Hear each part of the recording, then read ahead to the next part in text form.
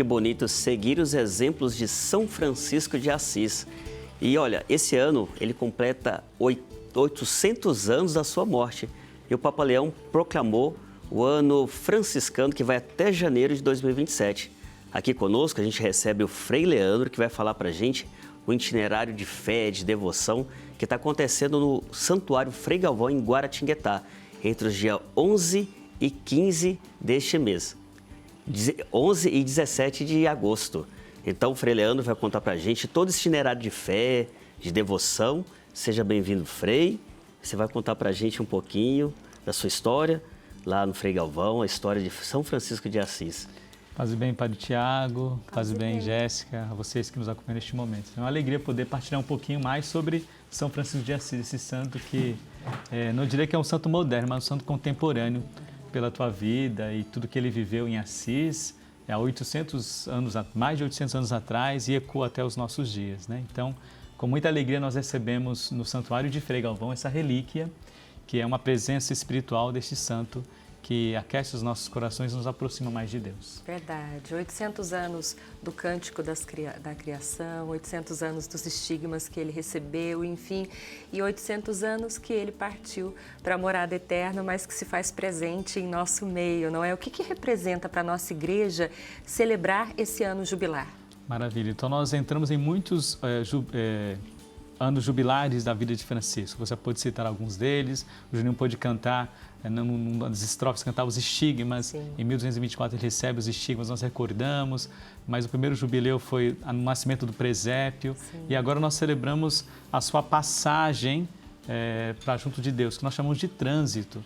Curiosamente, existe uma celebração no dia 3 de outubro, em que nós recordamos o dia que ele cantou a Deus a passagem dele. Ele teve até a coragem e a ousadia de chamar a morte de irmã.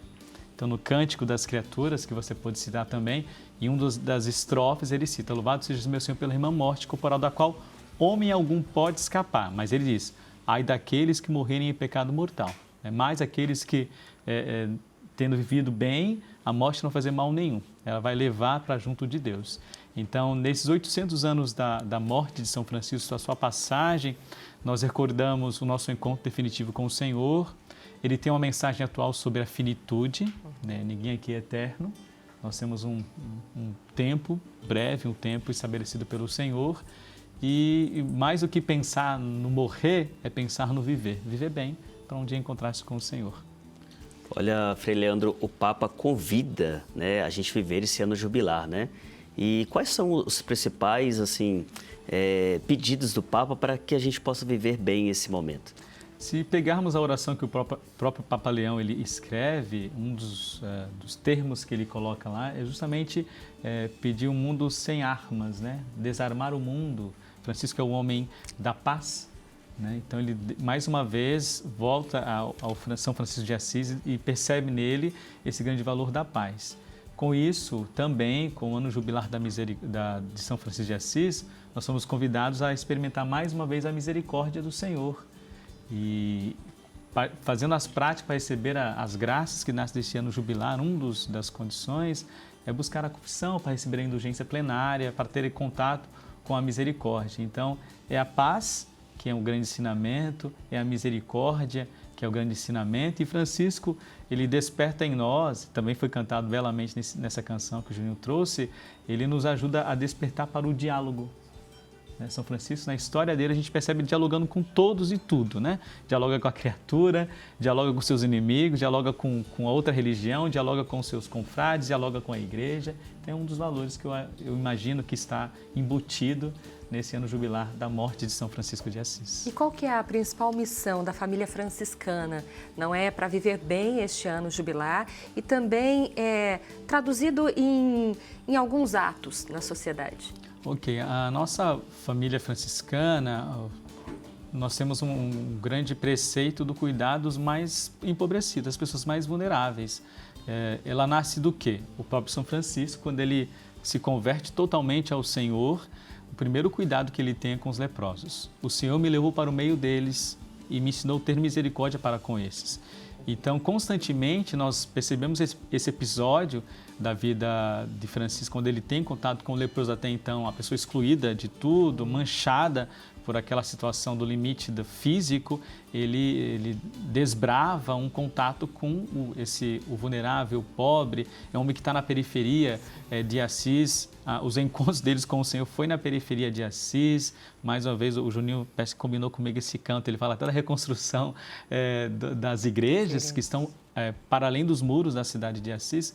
Então, Francisco tem essa preferência. E aqui não é questão, hoje nós vamos falar da pessoa empobrecida, é muito delicado, né? É um dever da igreja. E São Francisco, ele traz isso como esse cuidado.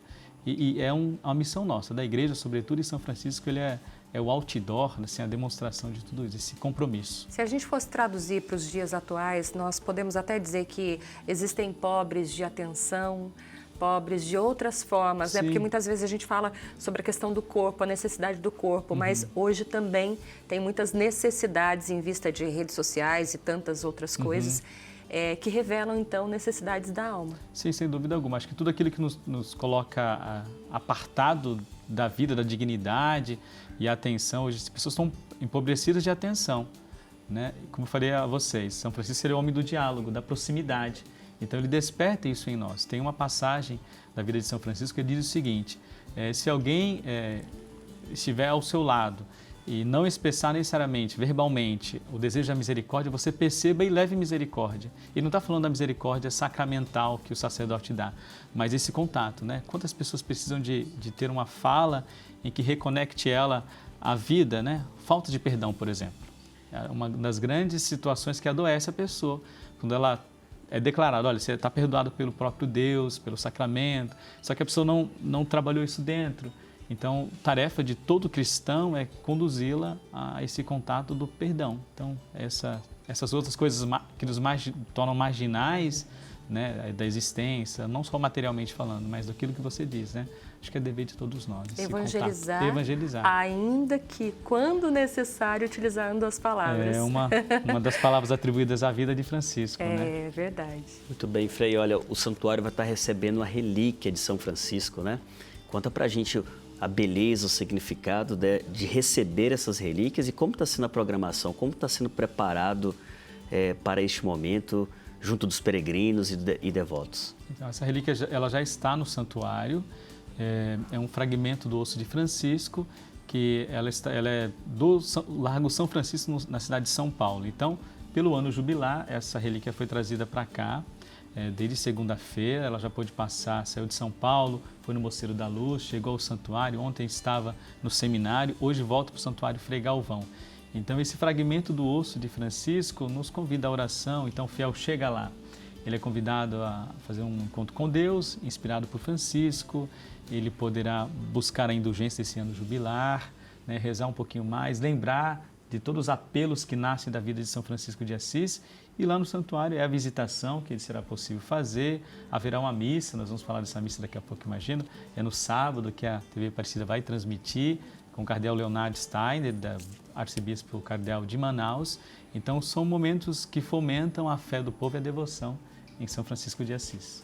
E falando sobre esse ano jubilar, como que a pessoa pode de fato viver, né? Porque nós falamos sobre indulgências, como nós devemos preparar o nosso coração para viver de fato plenamente esse tempo da graça de Deus. A compreensão da igreja sobre indulgência plenária, né? Não é só algo que eu obtenho pessoalmente, lucrar a indulgência. Mais uma vez, nós somos encaminhados a viver uma vida reconciliada com Deus. O pecado, quando vivido, ele causa em nós sequelas ou marcas, né? Então, a indulgência plenária visita esses lugares das nossas vidas que foram marcados pelo pecado, e a indulgência refaz tudo isso. E aí tem uma compreensão um pouco mais extensa na catequese, na teologia, que o purgatório é a situação que Deus vai nos colocar para a purificação, para um dia estar plenamente em posse dos céus. Então, a indulgência plenária que você pode obter ameniza esse tempo, né, de expurgar as sequelas do pecado para que tomemos posse dessa misericórdia infinita. Na prática, o que acontece? Então, o fiel chega a uma igreja jubilar franciscana, no santuário Frei Galvão, ele deve buscar a confissão sacramental, deve rezar pelo Papa, o Papa Leão no caso, participar da Eucaristia e se comprometer com a vida reconciliada, né? Então, esse comprometimento envolve refazer situações da vida que foram manchadas e marcadas pelo ódio, enfim, pelo pecado. Bem, então, na olha, prática seria isso. No dia 15, então, vai ser a missa solene. Você vai contar Sim. para a gente como está sendo essa preparação. Para quem não puder participar dessa missa, onde vai poder acompanhar? Conta para a gente como é que está sendo essa preparação. Então, quem preside a missa desse dia 15, às 15 horas, será Dom Leonardo Steiner, ele é o cardeal franciscano em Manaus. Então, ele vem.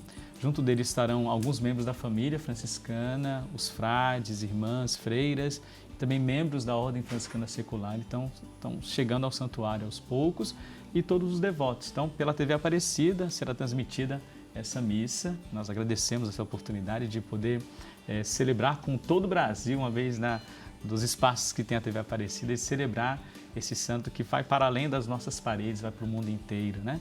Então, participando localmente ou pela TV Aparecida, né? Ou se não puder ir na missa, se programe até terça-feira, a relíquia estará ali no Santuário Fregão, você poderá visitar. E quem puder ir a São Paulo, no Largo São Francisco, lá estará também a relíquia, essa que está aqui conosco. Muito bem. Né? Que graça. E aos franciscanos, né? Aqueles que amam São Francisco de Assis, procure também aí na sua cidade, na sua comunidade, né? Se tem uma igreja dedicada a esse santo tão amado da nossa igreja, que mora em nossos corações, vá visitar, viva de fato esse ano jubilar, que é um presente para nós, todos que amamos São Francisco e queremos uma vida de paz e de bem. Frei, muito obrigada pela presença. Agradeço. Nós vamos acompanhar, viu? Maravilha. Porque, de fato, amamos muito São Francisco e queremos que as atitudes dele também estejam presentes na nossa vida. Maravilha. Estão todos convidados aqui em referência ao Santuário Nacional. 15 minutinhos, você chega ao Santuário Fregão, o santuário do primeiro santo brasileiro. Muito obrigado, Padre É Tiago. bem próximo. Eu que agradeço também a sua presença, por nos explicar, né, a inspiração bonita de São Francisco, 800 anos de oração, né? Isso é muito bonito. Obrigado mesmo por estar conosco.